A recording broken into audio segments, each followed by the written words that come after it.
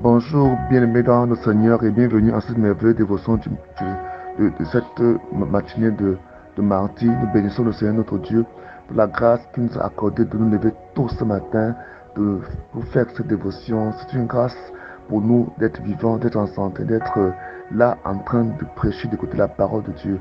Seigneur, merci pour ta grâce. Je veux prier que ton esprit donc vienne maintenant nous assister, pour nous conduire, pour nous diriger. Que ce jour soit un jour de grâce, soit un jour de bénédiction, soit un jour de révélation, soit un jour de puissance, que ce jour soit un jour de vie, que ce jour soit un jour rempli de grâce au nom de Jésus-Christ de Nazareth. Ce matin, nous lisons Hébreux chapitre 3 à partir du verset 1 et 17. Pourquoi mes frères, vous qui appartenez à Dieu et qu'il a appelé à avoir part au bien céleste, fixez vos pensées sur Jésus, le messager et le grand prêtre de la foi que nous reconnaissons comme vrai. Il est digne de la confiance de celui qui l'a établi dans ses fonctions comme autrefois. Moïse l'a été dans toute la maison de Dieu. En effet, Jésus a été jugé digne d'une gloire bien plus grande que celle de Moïse, tout comme l'architecte qui a construit une maison reçoit plus d'honneur que la maison elle-même. Il n'y a, il n'y a pas de maison sans constructeur, et celui qui a construit toutes choses, c'est Dieu. Amen. La Bible nous fait comprendre ici que pour toutes ces choses, en toutes ces choses, nous devons avoir confiance. Nous devons, n'est-ce pas, avoir foi, poser notre confiance en Jésus. Sur quoi est-ce que nous devons, pourquoi est-ce que nous devons poser notre confiance en Jésus? Nous avons lu hier, vous rappelez, le texte de Hébreux chapitre 2, verset 14 au verset 18, là où la Bible dit que ainsi donc, puisque ces enfants sont unis par la chair et le sang, lui aussi, de la même façon, a partagé leurs conditions. Il l'a fait pour réduire à l'impuissance par la mort celui qui détenait le pouvoir de la mort, c'est-à-dire le diable, et pour délivrer tout ce qui était réduit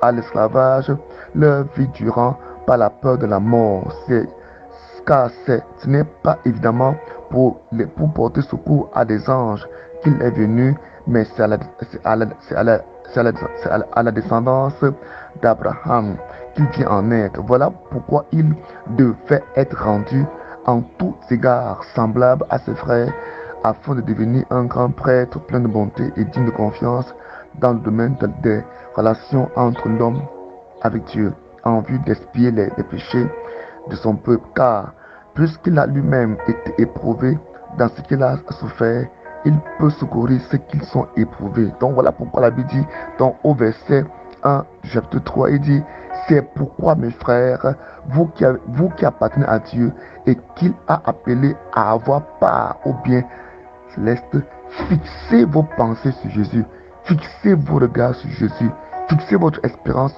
sur Jésus. Ayez confiance en Jésus. Donc ici, l'apôtre Paul, parce que nous croyons que c'est lui qui a écrit Hébreu, il nous exhorte à fixer tous nos regards, toutes nos pensées, toute notre espérance en Jésus, sur Jésus. Amen. Parce qu'il est celui-là qui est venu se rendre semblable à nous, porter notre humanité, notre faiblesse, n'est-ce pas, afin de mieux nous aider dans nos souffrances. C'est pourquoi il est venu. Il est venu pour être une provision pour nos problèmes, pour notre souffrance, pour notre peine. Donc quand tu es en peine, porte-toi sur Jésus. Quand tu es en peine, va vers le Seigneur. Ici, il dit donc que nous devons donc fixer, porter nos pensées sur lui. Porte tes pensées sur Jésus, mon frère, ma soeur. Quelle que soit ta situation ce matin, n'aie pas peur d'un homme, d'une femme, n'aie pas peur d'une organisation. Porte ton regard, porte ton espérance sur Jésus, porte ton espérance sur Jésus. La Bible dit, il est digne de reconnaissance, il est digne de confiance. Voilà ça, il est digne de confiance. Au verset 17, il dit, voilà, de Hébreux 1, il dit, voilà pourquoi il devait être rendu à tous égards semblable à ses frères, dont à nous, afin de devenir un grand frère, un grand prêtre, plein de bonté et digne de confiance. Le même vocable revient dans Hébreux 3. Il dit, il est digne de la confiance de celui qui l'a établi dans ses fonctions, comme autrefois Moïse a été dans toute la maison de Dieu. Donc, nous aussi, nous devons comprendre que Jésus est digne de notre confiance.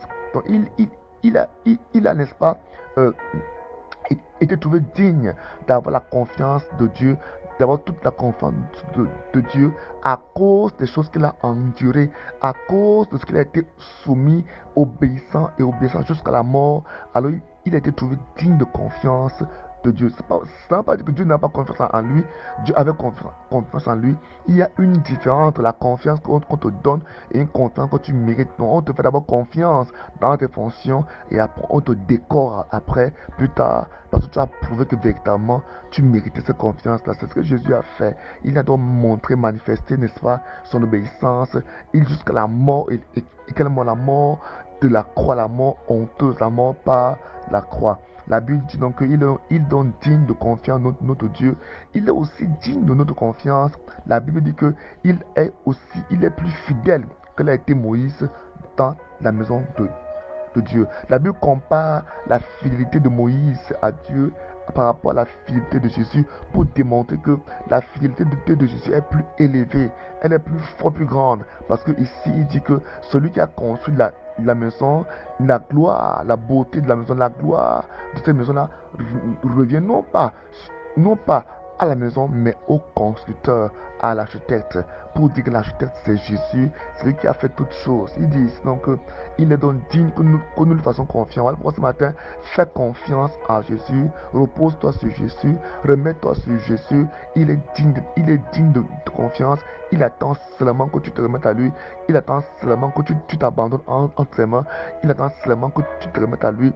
Père, je viens te prier pour ce peuple afin que tu lui accordes la grâce de se remettre à toi. Tu lui accordes la grâce de s'abandonner entre tes mains. Père, je prie afin que cette journée, que ce peuple reçoive, papa, la grâce, la foi, papa, d'avoir la confiance totale en toi, dans tout ce qu'il peut faire. Car la parole déclare bien que tu as été toi-même éprouvé dans tout ce que tu as souffert, donc tu peux mieux comprendre les hommes en toi qui croient et qui souffrent, parce que toi-même tu as souffert. Deuxièmement, et tu es mieux placé pour secourir ceux qui sont éprouvés, ceux qui souffrent, parce que tu es passé par là. Voilà pourquoi ce matin, Père, nous avons confiance en toi. Voilà pourquoi, Père, ce matin, nous voulons que tu insuffles dans les hommes, les cœurs des hommes, une confiance inouïe, une confiance inébranlable à toi, un amour fort pour toi, Seigneur Jésus, afin qu'ils lèvent les yeux de toi pour crier à toi, afin d'obtenir secours, afin d'obtenir aide, afin d'obtenir la consolation.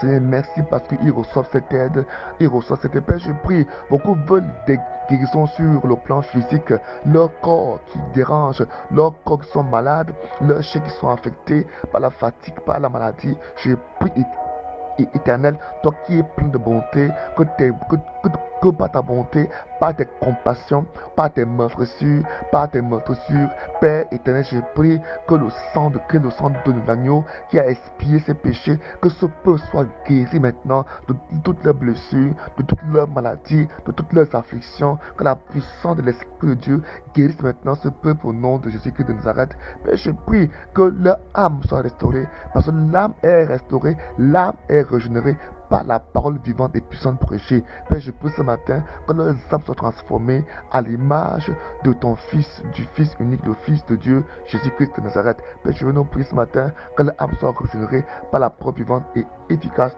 de Dieu. Père, merci pour ta grâce. Au nom de Jésus-Christ de Nazareth. Il dit en effet, Jésus a été jugé digne d'une gloire bien plus grande que celle de Moïse. Amen.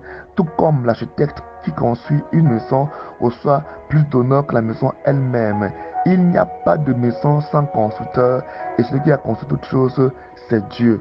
Amen. Soyez donc bénis ce matin dans le nom puissant de Jésus-Christ.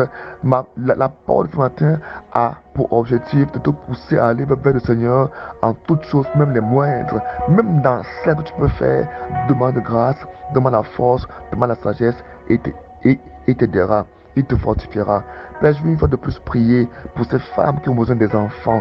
Je prie en ce matin afin que tu te donnes le feu des entrailles, que le problème soit de leur côté ou du côté de leur mari, que le problème soit spirituel ou bien physiologique, Père, tu es capable. Tu es le Dieu qui a toute capacité en toi. Je prie ce matin afin que tu guérisses, mon Dieu, le Père, tu guérisses ta maman et que tu te donnes le fruit le fruit du ventre, le fruit de l'enfantement des enfants mâles, des enfants femelles, des grossesses jumellaires, au nom de Jésus. Père, je prie que tout ce qui empêche tout cela dans leur corps disparaisse, que ce soit les fibromes, les myomes, les kystes disparaissent, qui est, mon Dieu, moi, de porter, que les spermes soient guéris, qu'il y ait des guérisons en vous, au nom de Jésus-Christ de Nazareth.